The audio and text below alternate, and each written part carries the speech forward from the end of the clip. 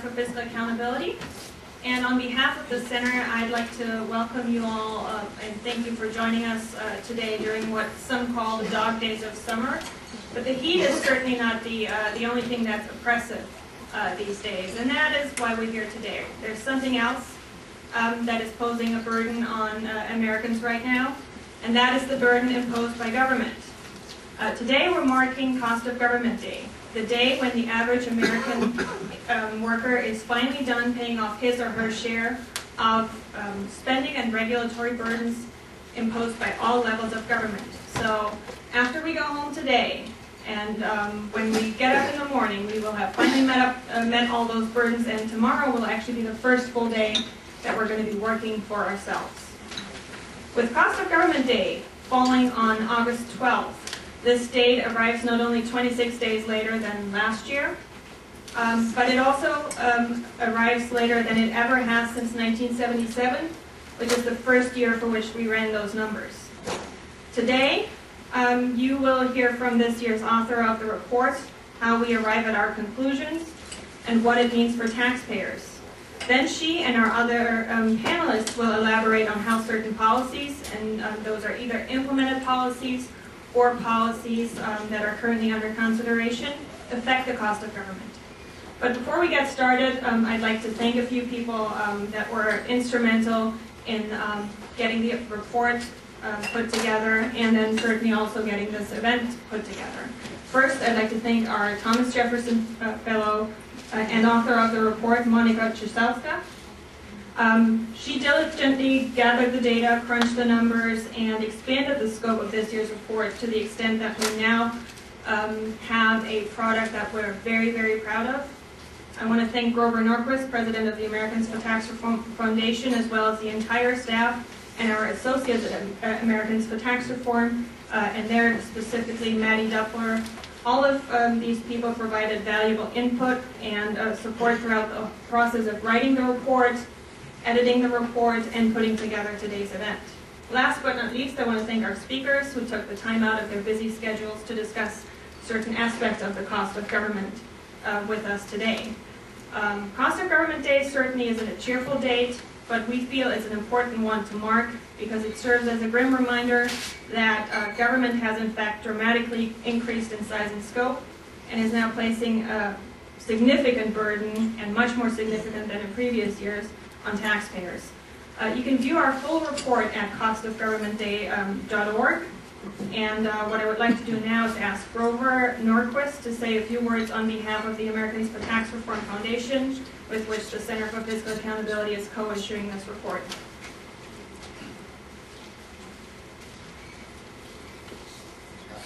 Senator, thank you. Taxpayers generally have 3 days when we sort of have people's attention. The first is April 15th.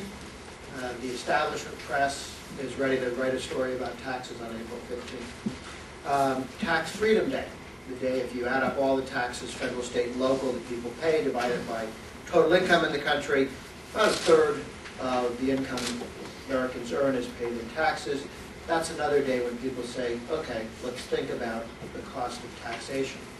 And there's a third day calculated and created by the Center for Fiscal Accountability and Americans for Tax Reform Foundation, and that's Cost of Government Day. That's where we add up total spending, federal, state, and local, and total regulatory burden, federal, state, and local. And in both cases, we use a small c conservative estimate on those numbers, and we get the actual cost of government. What if resources does the government, federal, state, and local, take out of the real economy? Because when the government spends a dollar, it isn't there. And they either take it in taxes, or they take it in debt, or perhaps they take it by inflating the currency. The total cost of government is how much money the government spends and the regulation that it imposes. When they say you have to use certain light bulbs, they don't take your money and buy you a light bulb. They just tell you have to buy the light bulb we want. Well, it may be a good idea or a bad idea, but it isn't free. It has a cost. One of the reasons the Cost of Government Day is higher profile and more important this year than in the past is the dramatic jump in how much more spending the government is doing than the unacceptably high level of spending in the last year of the Bush administration, an additional 26 days. But not just the amount of spending has gone up, but people's political reaction to it has. I have been involved in the taxpayers movement since 1978 with Howard Jarvis and Proposition 13, and I would have told you then, and I would have told you a year ago, that you cannot get the American people angry, organized, and politically active with spend too much. You have to wait until spend too much becomes tax increase or inflation, and then you have political activity. That's what happened in 78 and 80. That's what happened in 93 and 94. Tax increases and or inflation generated the feedback. Well, on April 15th, that week, we discovered that the American people, this time around, were not waiting for tax increases or inflation. They were reacting to spend too much. This is the mistake that Arlen Specter made, thinking that he could vote for the stimulus package and please voters with other votes. He didn't realize that that was going to be the big issue of the day. Obama said, I'm not going to raise your taxes, I'm just going to spend a lot of money. And people reacted poorly to spend a lot of money. They didn't wait for the tax increases to react. So we have, any time that there's sort of a sea change in how people react to political reality, it's very difficult for politicians to figure out what to do. If you sort of know the rules, you can choose a team or do what you want to do. But a lot of political politicians, again, the Democratic leadership in Congress, Pelosi and Reid, sent all their little freshmen and sophomore Congress-type people out into August and said, go out and tell everybody about our wonderful government health care plan. This is our month-long campaign to push health care. And they pushed these nice young men and women into traffic. And the cars didn't stop. And all of a sudden, instead of going out and saying what they've been told by their leadership, this is going to be great, the government's going to give you free stuff, you'll love it, they've been getting questions from people out at these town hall meetings like, have you read the bill? Do you intend to read it? How much does it cost? How are you going to save money? Other than rationing. What is your plan to save money other than rationing? And if you're not going to have rationing, how are you going to save money? And if you're going to save all this money, how come it costs $1, $2, or $3 trillion in additional spending and taxes to have this new program to spend less money? And so they've been shell-shocked, and you can see this in the reaction, the name calling, and everything else. Spend too much has become a political issue where I would argue, I can't remember in American history where spend too much has activated political activism the way it has already with the April 15th rallies, the July 4th rallies, the August. I mean, people kept saying, what do you do for an encore? Well, without waiting for instructions, American people had 2 encores already to April 15th. And there'll be more again this fall, elections in New Jersey and Virginia, and a year from now, the House and Senate races. So, cost of government day, which focuses on spending and the regulatory burden, is more important today than in the past. One, because they really are spending so much more, and because the American people are reacting so poorly to spend too much, and perhaps those 2 facts are related.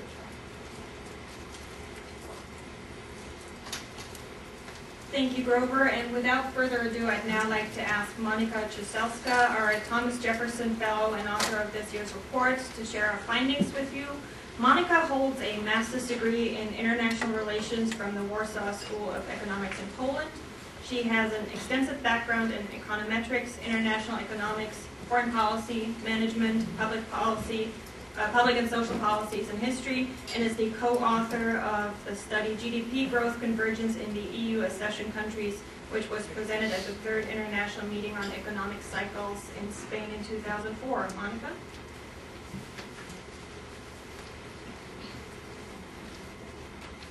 Thank you, Sandra.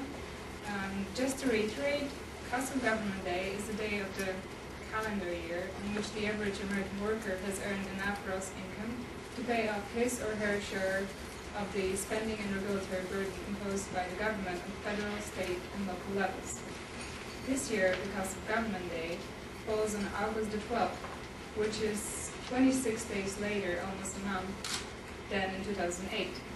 The average American has to therefore work 224 days to pay off his or her share of the government burden. In other words, the cost of government consumes 61.34% of national income.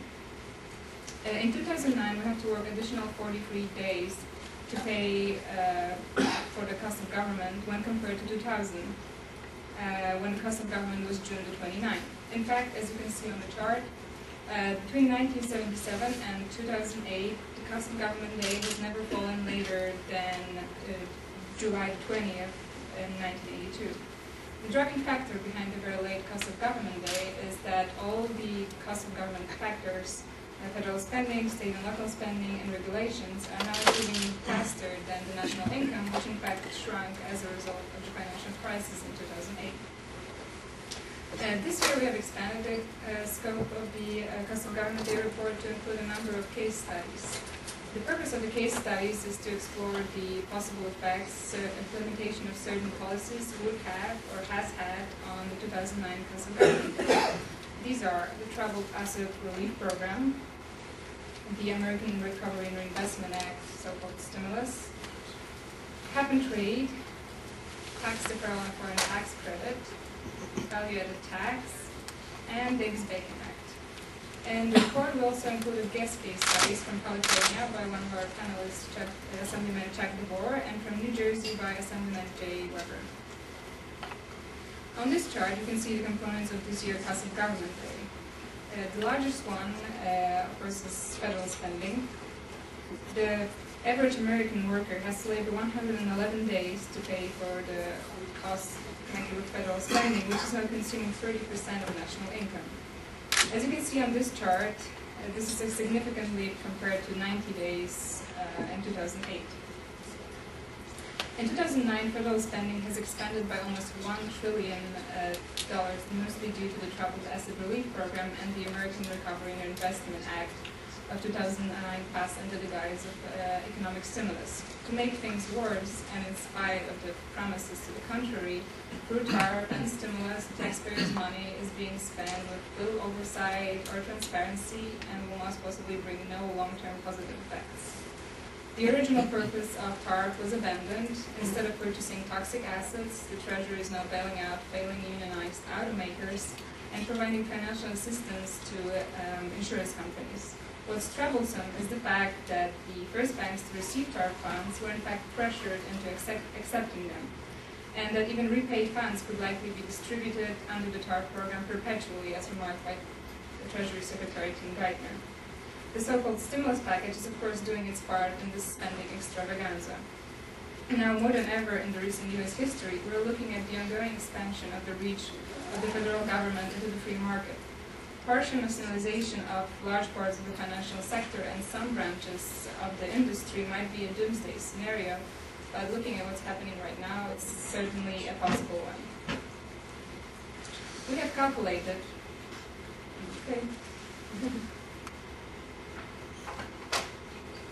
sorry about that. We have calculated that had Congress not passed the Emergency Economic Stabilization Act of 2008 that created TARP, Cost of Government Day would have fallen on July 25th. That means that it would have been 18 days earlier. Cost of Government Day 2009 would fall about 10 days earlier if not for the expenditures connected with the so-called stimulus. Keep in mind that in our calculations we only used the 2009 expenditures connected with the package. The appropriations for the coming years will certainly be factored in future Cost of Government Day calculations. On average, in 2009, American worker must labor 49 days to pay for state and local government expenditures. This compares to 42.5 days in 1999 and 47 days in 2008. This means that in the last 10 years, the state and local spending has grown by almost 14% in relation to national income. In 2009, the average worker must labor 65 days to cover the cost of government regulation. This compares to 61.1 days last year, reflecting a rapid growth in regulatory costs in relation to national income. In view of the financial crisis, there has been a lot of talk about re-regulation of the financial sector. In June, the President unveiled a plan pertaining to rules governing the financial system. It is the most extensive revision of the financial regulatory system since the 1930s and will pose a great threat to private financial institutions and the free market. An interesting and astounding number, 24 million, that's how many people in total are employed by the US government on federal, state, and local levels. Out of that, over 4.2 million are federal employees, with 2.7 million working for the executive branch. President Obama's 2010 budget calls for hiring of several 100,000 more federal employees in the next 4 years. Only between 2009 and 2010, the federal workforce is expected to grow by over 140,000. In light of this increase, ATRF has calculated how much it will cost taxpayers to hire each of these employees over a 40-year working career. It turns out that if we take an employee in the middle of the federal pay scale and a representative one, the cost amounts to 4.27 million. As far as the state-by-state breakdown for cost of government day, there are 35 states that have their cost of government day earlier than the national day. The first position in our ranking, as last year, holds Alaska, with Louisiana and Mississippi not far behind. However, in 15 states and the District of Columbia, the cost of government day falls either on August the 12th or later, in some cases much later. As in previous years, the latest cost of government day is in Connecticut, with the average work rate holding all the way until September the 7th. The dubious honor of second place is held by New Jersey, with cost of government day now falling in September the 6th. New York is right behind on August the 31st. For some time now, states have not been living within their means. In 2009, 46 states are facing significant budget gaps. One of the examples is California, 47 in our ranking, a state that since 1991 has expanded its spending by 300%. One of the issues discussed in our report is the interstate migration and how it is affected by the tax burden. We have calculated that the highest tax burden states lost around 441,000 residents in 2007 alone. These migrants took with them $12.8 billion of net adjusted income. Between 1997 and 2007, the same states experienced a net loss of over 3 million residents and $82 billion of income. At the same time, the 10 states with the lowest tax burden gained around 2.3 million residents and $88.7 billion in income. And what's more, in 2007 alone, these 10 states had immigration of over 240,000 and 11 billion and cumulative real income gain of $11 billion. Thank you for your attention.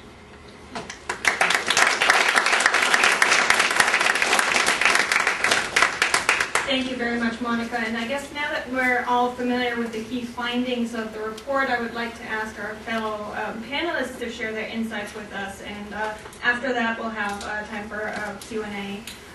The first person I'd like to ask to give us their thoughts on cost of government day is Assemblyman Chuck DeVore, chairman of the Taxpayer Protection Caucus in the State Assembly, who as such has a strong record of standing up against growing government on the backs of taxpayers. Assemblyman DeVore was elected to the State Assembly in 2004, currently serves as the Vice Chairman of the Assembly Committee on Revenue and Taxation, the Veterans Affairs Committee, and the Joint Legislative Audit Committee, and he's now running for the U.S. Senate, challenging Barbara Boxer. Assemblyman DeVore graciously agreed to author a guest case study for this year's Cost of Government Day report, which you'll find in the back of the report.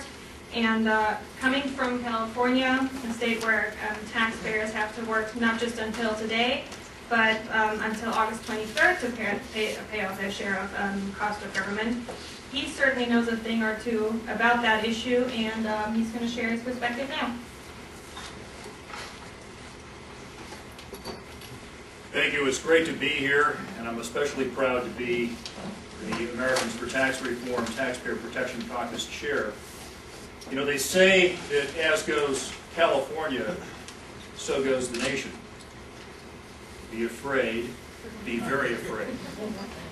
California has so many things that are going wrong with our government right now from both a tax and a regulatory and government growth standpoint. It is really hard to narrow it down. But nevertheless, ATR asked me to discuss no more than 3. So I tried very hard to limit it to just 3 in my case study. And let me give you 2 of them just kind of in a broad brush and go into a little more detail on the 3rd.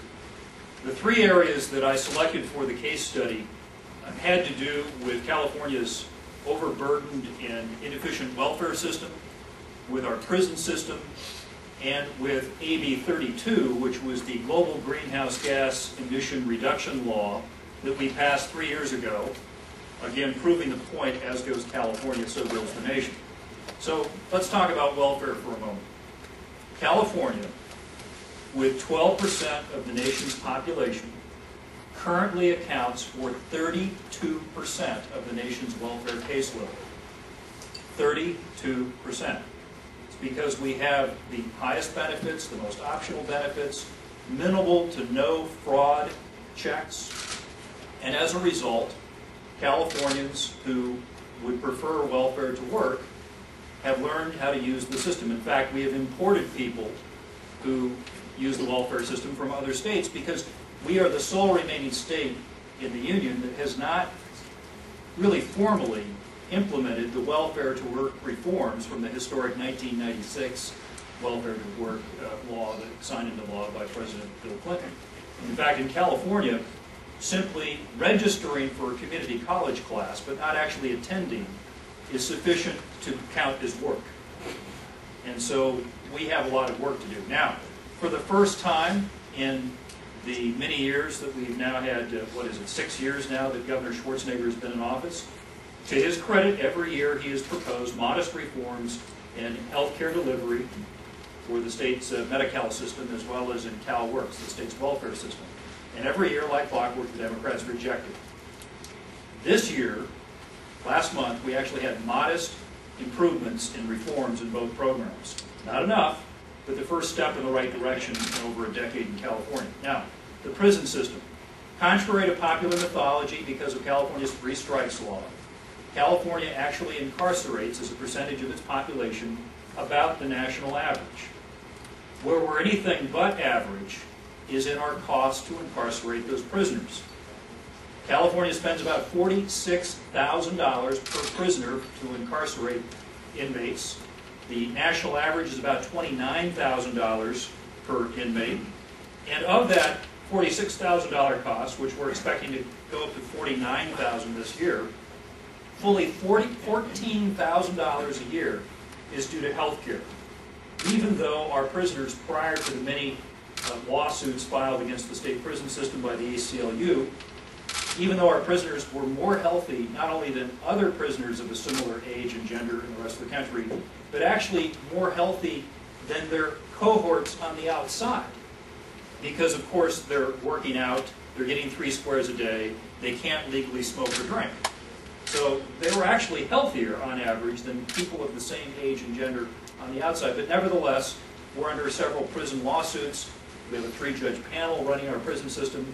One last illustrative point from California is that we have double the amount of white-collar managers in our prison system than does Texas. So it gives you an example of where we need to go. Now, AB 32, Global Greenhouse Gas Reduction Initiative. California is on track to reduce its greenhouse gas emissions by 30% in only 11 years. If you eliminated every privately owned automobile in California, you couldn't get there. If you eliminated all electrical production in California, you couldn't get there. And to kind of add insult to injury, if you just eliminated California, 1 year's worth of economic growth in China would make up the difference of the reduction in greenhouse gas emissions. Now, what will be the effect? Just like at the national level, here's what the effect is on California. We are exporting manufacturing jobs even more quickly than before to states that generate more greenhouse gases than does California, since California is the most electrically efficient state in the Union. And of course, once you export that job to, let's say, Tennessee or to China, which is building 2 coal-fired plants every week, you then re-import the same product that you once made in California, putting it on a ship or an aircraft to ship it to California, spewing pollution and greenhouse gases the whole way, and of course manufactured in a place that has more greenhouse gas emissions. So not only do you lose California jobs, but the world ends up with a net increase in greenhouse gas emissions while California is decreasing. The one bright spot, we do have one place in California that is currently making the targets, the North Coast. Why? Because environmentalists shut down the timber industry, so there are no jobs in the North Coast. And it ends up when you're unemployed, you don't emit much. So I suppose we can look forward to that in the state of California, that as the unemployment rate goes up, our emissions will go down. Now, last point from AB 32. A few weeks ago, there was a law that came out of the Assembly giving the state's Air Resources Board, that's the regulatory body that is overseeing these emissions, giving the state's Air Resources Board the regulatory fine authority to completely self-finance its operations as it seeks to fine corporations and individuals who are violating our greenhouse gas emission policies, to pay for their own bureaucracy. So you've now invested in a bureaucracy, the conflict of interest to go out and find violations so that they can grow. And if that isn't a cautionary tale for the rest of America, I don't know what is, because we are investing executive, legislative, and judicial branch authority invested in this regulatory body to raise their own money to pay for more bureaucrats, more salary, and more benefits. What do you suppose they'll do with that authority? Ladies and gentlemen, the policies of California are the best economic engine you could dream of if you happen to be a resident of Nevada or Arizona or Oregon. And therein is the cautionary tale from the left coast. Thank you.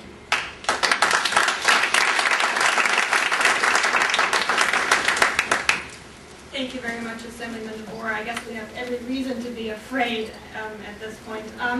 What I would like to do now is get into some of the other case studies of our report. Well, in the last couple of years, state and local spending were the driving factors for Cost of Government Day moving later into the year. And as we heard before, things are different this year.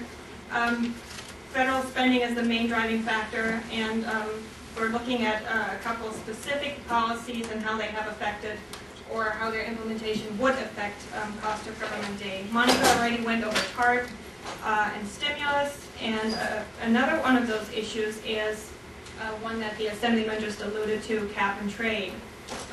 What we did with our report is we took a closer look at the Waxman-Markey bill that no member of the U.S. House of Representatives could have possibly read in its entirety before they passed it at the end of June. And what we found, and granted this is a very conservative estimate, just looking at the budgetary impact, is that Cost of Government Day, if Waxman-Markey were to be passed, would move by another 3 days later into the year. Here with us to discuss the broader context of the burden, which will extend far beyond this, is Phil Kerpen, who is the Director of Policy at Americans for Prosperity. He's also contributing editor for National Review Online, a Fox Forum contributor on foxnews.com, and chairman of the Internet Freedom Coalition. Phil?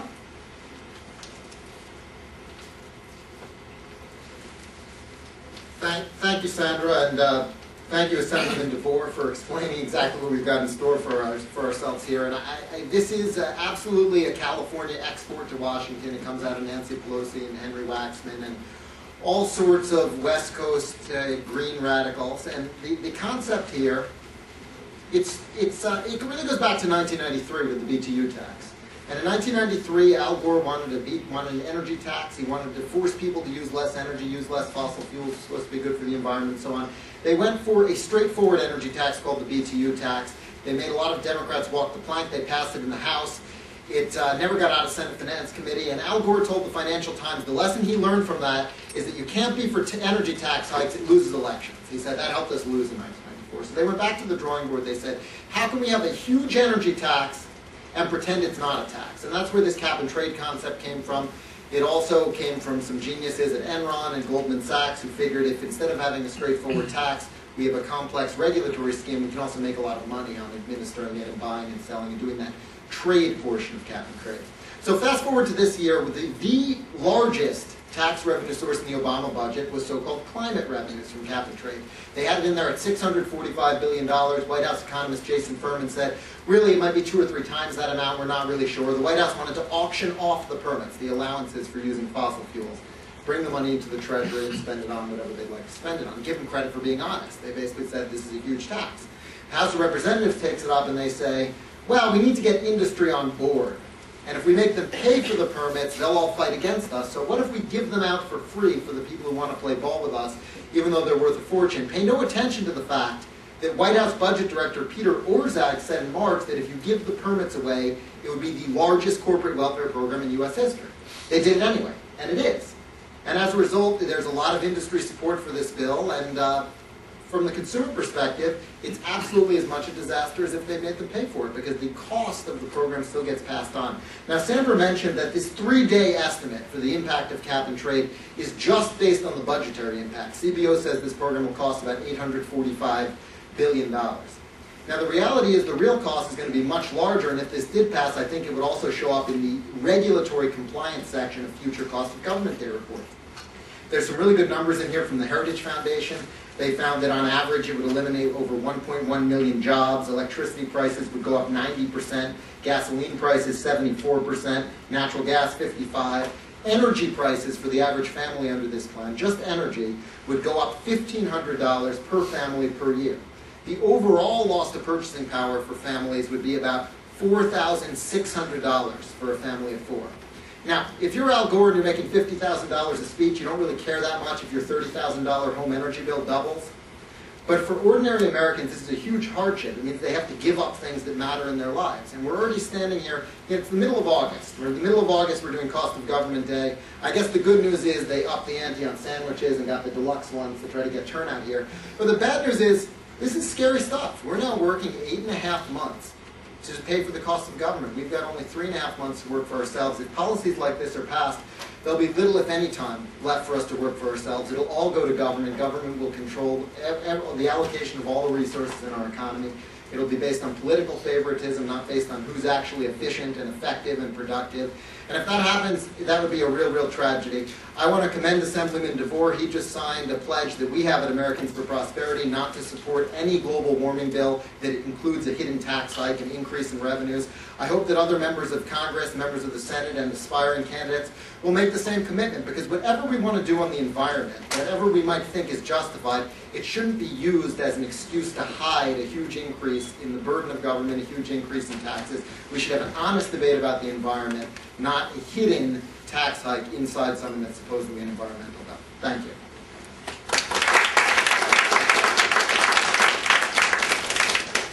Thank you, Phil.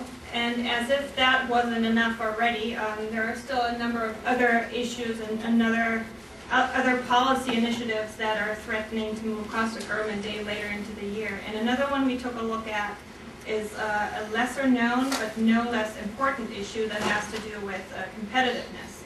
Ryan Ellis of the AmericanShareholders.org is here to discuss the issue of tax deferral and the foreign tax credit. And essentially the Obama administration's plans to tinker with or do away with both, essentially. From there, we'll move right into an area that touches on the hotly contested issue this summer, healthcare. And specifically, we're going to be looking at one of the trial balloons that has been floated as a potential funding mechanism for a healthcare overhaul, the value-added tax, or VAT, and the dangers it presents. So, Ryan?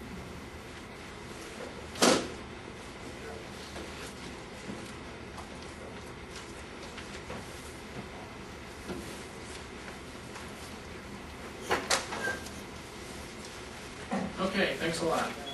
My name is Ryan Ellis. I'm Executive Director of a group called AmericanShareholders.org. American Shareholders was founded in 2000 to represent the majority of adults and 2/3 of voters who own shares of stocks, bonds, mutual funds, ETFs, all the other financial instruments that are out there. Too often those people are forgotten, people that actually invest, save, and produce a lot of the capital that's needed in order to fund what's going on in America. What I wanted to talk about today was something that is an extremely important part of Cost of Government Day, but often gets overlooked, and that's the international angle. This angle is especially important to shareholders because so many companies now are multinational companies. And when Congress is looking for pay-fors, they're looking for tax increases, the first thing they do is they turn to Subpart F of the tax code, they turn to a lot of the ways that they can raise taxes on companies that do business overseas, U.S. companies that have overseas operations, because frankly it's confusing, not a lot of people understand it, and it's easily demagogued, and it's usually used as a populist argument against companies. What we have up here is an interesting question of what would happen under a worst case scenario. What you've seen in the last several years has been kind of a Swiss cheese or rifle shot approach, where Charlie Rangel from the Ways and Means Committee, or the Obama administration in their budget, or Max Baucus from the Finance Committee have done little teeny changes that they propose as far as tax increases for international. And what we said is, okay, well, they're doing kind of small ball with this, but we all know where they're going. What they wanted to have is full, all-on, double taxation of international corporate profits. So what we did was sort of phase this in over several different steps as to what they would have. First of all, deferral. This is the one that you see most of the time. They want to prevent companies from being able to defer paying U.S. taxes on some of their foreign profits. If you got rid of deferral entirely, you would add a full day to Cost of Government Day. The other thing we have in the code that helps prevent a double taxation of U.S. companies' corporate profits internationally is a foreign tax credit, which is very complex to administer. There's different baskets, and it's one of the most complex areas of the tax code. So if you got rid of the foreign tax credit, that would be another day that you would have to add to Cost of Government Day. And if you did both, obviously, if you just had no deferral of income, meaning that when a company, a U.S. company, earns overseas income, they have to pay international taxes on that income, of course, because that's the country they earn it in, and they also have to pay U.S. taxes on that.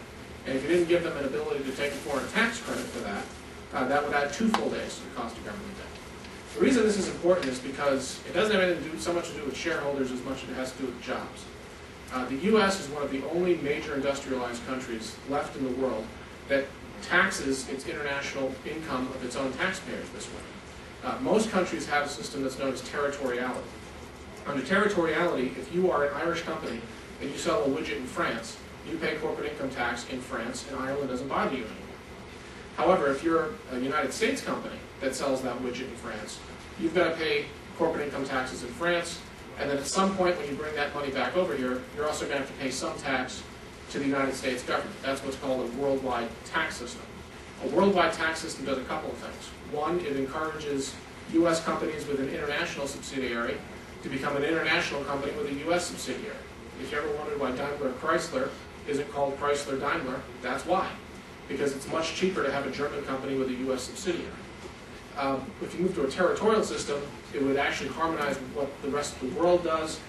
The tax treatment of it would be fair, it would be transparent, everybody would know how you do it. We had a very interesting experiment in territoriality back in 2005 when the American Jobs Creation Act was passed.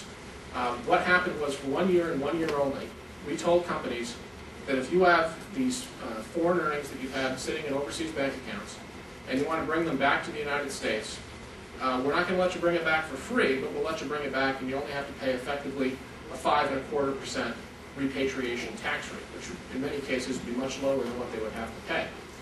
What we found was that $318 billion came back that 1 year that was sitting in foreign bank accounts or sitting earning interest and creating jobs overseas, was brought back just that 1 year to the United States. And that money was used to create jobs, to buy equipment, to return capital to shareholders. It was a very effective, very powerful tool. And effectively what it did was it put a territoriality regime in place almost for that 1 year. And we could do that again today. We could bring back several $100 billion. Again, it's been built up overseas. We could bring that back again today. Now, if you talk to people about the problem with international taxation, a lot of people, especially domestic manufacturers and others that are really bearing the brunt of this, will suggest a value-added tax. They'll say, well, maybe we should just swap out our corporate income tax regime entirely and swap it out for a value-added tax like they have in Europe. Well, we personally think that's very problematic. First, in general, why is that problematic? First, a VAT, a value-added tax, is like a sales tax. It is a tax on what you buy. You go to the store, you pay the VAT. If you're in Europe or another country that has a VAT. The difference is that it's very different than a sales tax that you or I would know if we were to leave here today and go buy a Snickers bar downstairs or a Diet Coke downstairs. If we were to go buy a Diet Coke downstairs and it costs $1, and there's a 7% sales tax in the District of Columbia, we would pay $1.07 when we go to buy that Diet Coke. That's what's known as an extrinsically expressed tax rate. It's transparent, it's clear, everyone knows what tax they pay. A VAT works just the opposite. A VAT is what's known as an intrinsically expressed tax rate. So if you go to Europe and you buy that same bottle of Diet Coke, they might charge you €2 for that. Somewhere inside of that €2 is the VAT that you're paying. You have no idea how much it is unless you go to investigate it, and there's usually different rates and different carve-outs. So it's very opaque, and as a result, it's a tax that politicians have found that they can very easily raise. When VAT started out in Europe in the late 1960s, they were around a 5% VAT rate. Now the average VAT rate in the EU is 20%, and in fact there's a minimum 15% VAT rate just to get into the European Union. So it's a tax that has gone up over time. Furthermore, it's a tax that as it's gone up in Europe, other taxes haven't gone down. Other taxes have gone up too. So as more money went to the government thought out more ideas to spend it on, and they decided to raise other taxes to pay for those good ideas. So, two ideas that you often hear to pay for a VAT, or two ideas to do with VAT money, rather, that you hear about in the current context of the United States is, how about health care, or how about these unfunded liabilities in Social Security and Medicare? Well, we ran the numbers on this. If we were to pay for H.R. 3200 with a VAT, and we're assuming that the annual cost of the Democrat health care bill is going to be about $300 billion a year. We get that from looking at the later out years of the bill. The last year of the 10-year CBO score is $230 billion. We kind of rounded that up because we think CBO is a little bit underestimating the subsidy that would be needed for the public option. But when that bill is fully phased in, it'll cost, we think, between $250 and $300 billion a year in order to implement. If you assume a European VAT base, which exempts things like real estate purchases and certain politically popular purchases and exports, things that you would normally expect to exclude, you can see the impact of cost of government here. Cost of government would go from August 12th to August 21st. So that would be a 9-day increase in the cost of government if we were to pay for this government health care scheme with a VAT. Well, what would happen if we wanted to fill in the hole in the unfunded liabilities in Social Security and Medicare? This is something that many have proposed as a painless way to solve the entitlement problem. We just take all the unfunded liabilities of Social Security and Medicare, which are in the trillions over the next 75 years. What would happen to cost of government day if we implemented a VAT in order to pay for that? Well, you can see there the cost of government would go up by 13 days if we were to fill that in. And one of the interesting things I think you'll find in the report here in the VAT section is we actually plot out year by year what the VAT rate would have to be each year of the next 75 years to fill in the Social Security and Medicare deficit that year. And you'll see it starts out very little. It's a fraction of a percent, 0.2%. And it goes up almost to a 13% VAT. So when people talk about filling in Social Security and Medicare with a VAT, what they're really talking about is a 13% VAT by the end of that window. So, wanted to point out the international side of this, what the deferral regime has to do with a VAT, and then how a VAT ties in to healthcare reform and potential reform of the entitlements. Thanks. Is that you've got a problem where the government spends so much on construction that they could use their purchasing power to drive down construction wages. They buy so much, let's make them pay the market rate. And in principle, that wouldn't be an issue if the government were paying the market rate. Unfortunately, these prevailing wage calculations are absurdly flawed. The GAO has looked at this time and again, and they bear almost no correlation to the actual wages workers are earning in the area, for three reasons. One, they don't even use scientific random sampling survey methods. It's a self-reported survey. It's like an internet poll.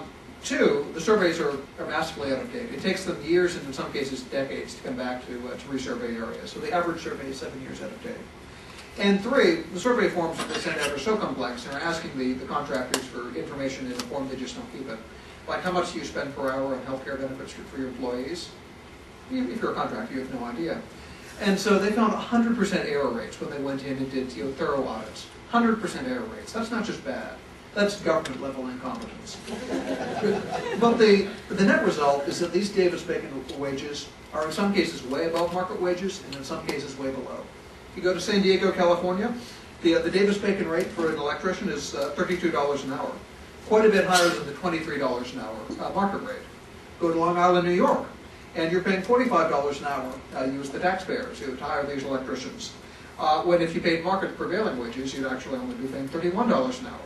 That's 43% wage premium for basically nothing. On the other hand, if you go to Burlington, North Carolina, market rates are $19 an hour. But the Davis-Bacon rate, $7.25, the federal minimum wage. So to the extent that government purchasing power is a problem, in some parts of the country, it's actually being used to push down the wages. This is a law that has no purpose. It shouldn't be on the books. Were it not for the fact that these prevailing wages tend to be close to union rates, because they're the ones who have the most interest in filling out the forms. So nationwide, they're 22% above market rates. This means that if you're a small business, you're a minority-owned business, you're basically, if you're not a union shop and you're paying competitive market wages, well, you can't underbid the unionized firms. So while in most of the private construction industry, the unions have just disappeared because they've been outcompeted, for government projects, the unions can get the jobs because by law, you can't get the job if you're not paying the union rates. And so there's this immense powerful constituency that wants to be getting paid $45 an hour for $31 an hour work and doesn't want you as the taxpayer to have any savings. Now the total cost of this was $9 billion a year before we passed the stimulus bill. The Davis-Bacon Act adds another $15 billion to the cost of the stimulus. Now, this is money that could be used, almost any other use of this money would be better than simply pouring it into a well politically connected constituency. If our concern is jobs, well, you can take away the Davis-Bacon requirement and have $9 billion more a year on basic construction programs, $15 billion more a year on the stimulus program, to create even more jobs at market wages. And everyone who's already got these jobs is still going to continue to work because they're market wages. They'll work for, by definition, market wages. Now, if we're concerned about the deficit, as many of us rightly are, if we want to reduce spending, the stimulus is adding $15 billion to the deficit for no public benefit. If the idea is that we're trying to get money in the hand of people and they're going to spend it, well, that the $15 billion in the stimulus would work out to a $100 tax credit for every American filer and a $200 tax credit for every married couple filing jointly. Why give it to the politically connected interest? If the goal is to rack up the debt and give the money to people to spend, let's give it to all Americans instead of a select few. This is the kind of pork barrel project that President Obama campaigned against and that he promised to change. But the labor movement is a very strong supporter of his presidency in his campaign, and so it's of course not something that he's had any interest in touching. But it is pure waste. There's no benefit to the taxpayers. We're not even getting a bridge to nowhere for the benefit of this Davis-Bacon. All we're doing is giving money to people who would have been happy to work for regular market wages.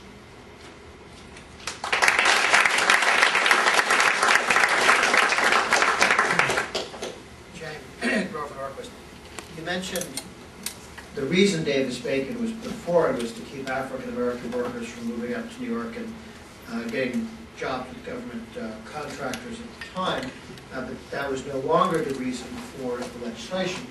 I had a conversation with a leading member of Congress who wanted me to support a number of years ago a gasoline tax increase so he could spend more money on federal road building. And I said, why do that? Why not get rid of the Davis-Bacon Act as a way to free up resources to actually build more roads and highways? And he said, do you want all of your highways built by Hispanics? Question mark. So the Davis-Bacon Act remains a racist piece of legislation. It just has a different color. No, that's true. It's no longer the public justification, but if you take a look at the effect of that, this was not a public conversation. I don't think he said that on TV. Yeah, that's not something people are willing to say out loud. It is.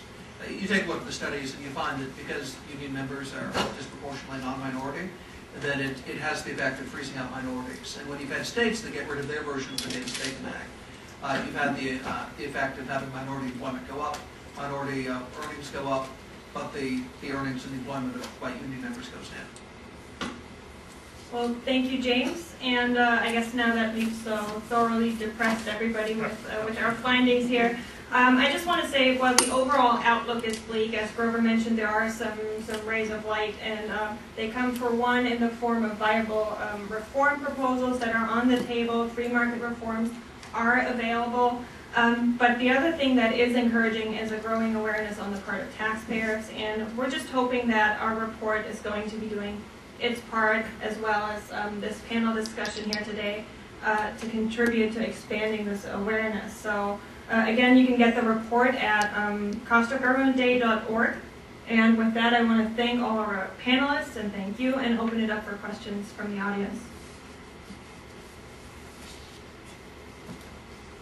In the back there. And if I can just ask our panelists to repeat questions, because we have issues with the audio in terms of audience mic. Thank you very much for your information today. It's very helpful. Besides calculating by the number of days, have you considered taking people's salaries, dividing it by the number of days, and actually showing them in their pockets how much their spendable income goes down every day that's added? I think we paid to do two things. One, if you made X dollar, the challenge is people have different incomes, but if you made X amount of money, here's how much goes to the cost of government, not just in an annualized basis. But the other thing, we would do it in an 8-hour day. How many hours a day are you working for the government? Different people react to it. The purpose of this is to give people something other than jillions of dollars. You know, how much is the government spending? Much. And there's the old story about the fellow, the tribe that counts one too many. Okay, well in politics we go sort of hundreds, millions, many. And so everything that helps dramatize and make clear, and for different people it's different things. I like 1 out of 100 percentage. Other people like how many days, hours in the day. An average earner earns X. How much goes to government would be another way of doing it. Yeah, and I mean, we have with this report already expanded the scope of this one, so there's no reason why we shouldn't be looking at other ways to highlight the burden that is actually imposed on taxpayers. So, do we have any other questions? In the back there? Thanks. My question is, if folks are visiting town halls during this August recess, are there particular points from the report that you think would make good questions for people to bring up with their representatives and senators? I certainly think in the cap and trade area, since my colleague here is too humble to speak up for his studies, I'll do it for him, so let's play into it, maybe you can respond after. If you look at cap and trade, how can you honestly say that you're going to end up reducing emissions without transferring some large cost to the American consumer? Because it goes without saying that the only way you can really reduce emissions is by having some cost associated with it. And therein is what everybody is trying to avoid. There was the lesson, right, from former Vice President Al Gore, who said the lesson from the BTU tax is when you make it a direct assault, energy use equals taxes, the American consumer and voter reacts. They've learned their lesson. It's now indirect. That's why it's complex and almost indecipherable. And so it would seem to me that a good question to add on to these questions over the healthcare debate is how much is the Waxman-Markey Boxer bill going to add to my annual tax bill? Yeah, I would even put that a different way. I would say, why are you doing this if it's not going to have a huge increase in prices? You want us to use less electricity, want us to burn less coal? We're not going to use less if it's a postage stamp a day. What gives? Who's telling the truth here? If you really want to save the world, don't you have to, number one, get every other country on board, and number two, make us pay a lot more? And are you really going to defend that? So I'd really put them on the defensive, sort of, what is this supposed to accomplish, and, you know, defend it openly. Or number three, get serious about modern nuclear power. Probably, I mean, just to sort of add to the healthcare thing, I would suggest anyone that's interested in this and is going to a town hall ought to go to page 39 of the report. Page 39 of the report, I pointed it out in my talk. For one, it gives the VAT rate you need to fill in the hole for unfunded liabilities to Social Security, Medicare. But look at the column in the middle there, the unfunded liabilities and just billions of nominal dollars. Look at 2085, 2080, 2075, 2070. That's 22 trillion, 17 trillion, 13 trillion, 10 trillion. You've got probably over $100 trillion of unfunded liabilities expressed in nominal terms here. Certainly over 100 trillion in nominal terms. And if you look at what the Congressional Budget Office has said, they've said that this plan, H.R. 3200, that the House is considering, is underfunded by hundreds of billions of dollars just in the second 10-year window. So the question I would have for your congressman is, you've already passed all of these other unfunded liabilities that I'm going to have to pay for, my kids are going to have to pay for. What the heck are you doing to put another one on our shoulders? Yeah, and I'd phrase that even, I'd even throw a number. I'd say, you know, the most recent Medicare Trust Youth report says Medicare's $36.4 trillion in unfunded liability. Why don't you fix that before you create a new entitlement program? If I could toss out two suggestions, and they both come from work that Sandra Fabry's done with the Center for Fiscal Accountability. It's the two types of transparency. The first is transparency on the way in.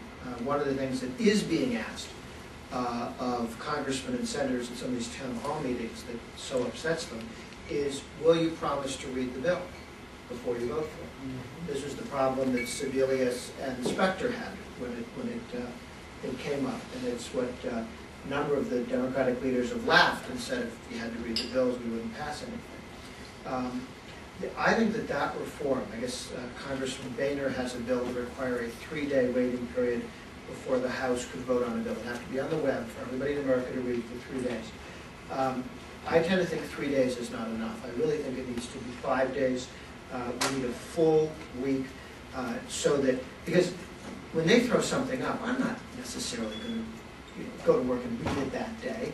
What I'm more likely to do is somebody in the press, a blogger, other people would read the bill, send something out by email or even by snail mail or in the newspaper the next day to say this is what's happening, and then I might then have a chance to go look at it. But I think if we had a requirement that any piece of legislation, before it could be voted on in the House or the Senate, and if it gets amended, the 5-day waiting period starts again. Okay, there's a cooling off period that some people used to want to do that for handguns. Well, some of these pieces of legislation are a lot more damaging than a handgun. And a 5-day cooling off period so that people could actually read it. And if you're going to have 1,000-page bills, you need that kind of time period. Now, my sense is that if you knew that anything you were putting into a piece of legislation was going to be online for 5 days, you wouldn't have stuff snuck in because everything would be found out.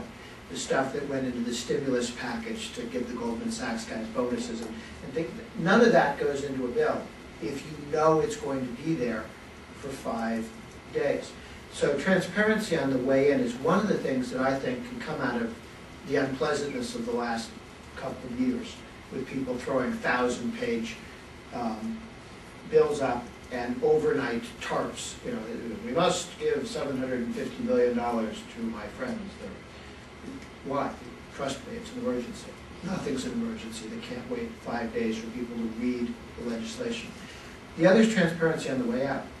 And that's one where there's been some baby steps at the national level, but more than that at the state level. Texas, for instance, posts every contract the state enters into. Every expenditure, every check is up on the web with a search engine, so you can find out how much Joe and what company's got in terms of payments. And Utah and Florida have just this year passed it, so it's not up and running. But those two states have passed what I believe is the future of transparency. A requirement that all state contracts be posted, all state spending be posted, every check that they write, and the same requirement on all political subdivisions, schools, special taxing districts that nobody knew existed, that would go up online. Cities, towns, I would like to see the city of Chicago's books online.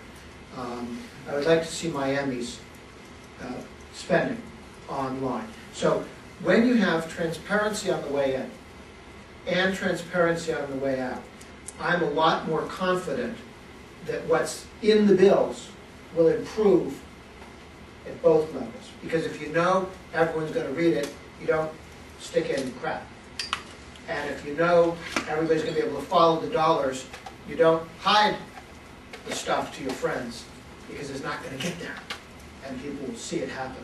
So transparency isn't the same thing as saying you can't do X. But if you're going to do X, the whole world will be watching and see exactly what you did. And if you're proud of that, good, let's do it. But if you're not proud of it, it probably never gets into the legislation in the first place. And then just adding on to that, in terms of the overall cost of government, I'm sure a lot of you saw the list of the $100 million cuts that the Obama administration took several weeks to find. Just in terms of what was part of those savings that they identified, those are the common sense things that you just scratch your head and ask, why haven't we been doing this for years? For example, disconnecting pager connections that were not being used, or deciding we're actually hosting a conference in our conference room, which we have available rather than going to a fancy hotel if we have a conference downtown. So those are the sorts of things. And you can only imagine, I mean, if this is happening at the federal government, it's happening at every level of government, and transparency will help shed a light on that and root it out preemptively, I would argue. Yes, please? Yeah, Grover, I was wondering, would you add to that list the Fed? As you know, the Fed is saying that you can't come in and audit it because it has this private component, and they have the right to, you know, they have a proprietary practices and that sort of thing. And as you probably also noticed the other day, the federal court turned down a FOIA challenge against the Federal Reserve. They would not allow the FOIA to go through. So what I'm saying is that, let's say that there is some legitimacy on the part of the banks of saying, look, by doing an open audit and putting us up on the web, you're interfering with our right to competitive banking. You know, it's a proprietary matter. Is that just an excuse, or would you say, yeah, we've got to protect that, and you can't ask for that kind of transparency from the Fed? I have had two surprises this year. The first was the power of the spending issue, which had not been the case before, or at least not been visibly the case before, and clearly is this year.